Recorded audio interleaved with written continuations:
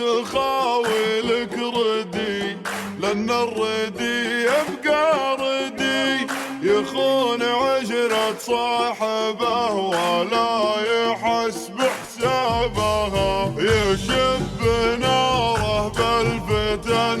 ولينطفت قال وقدي، يزيدها برمي الحطب والنار هو شبابها، يفرح لي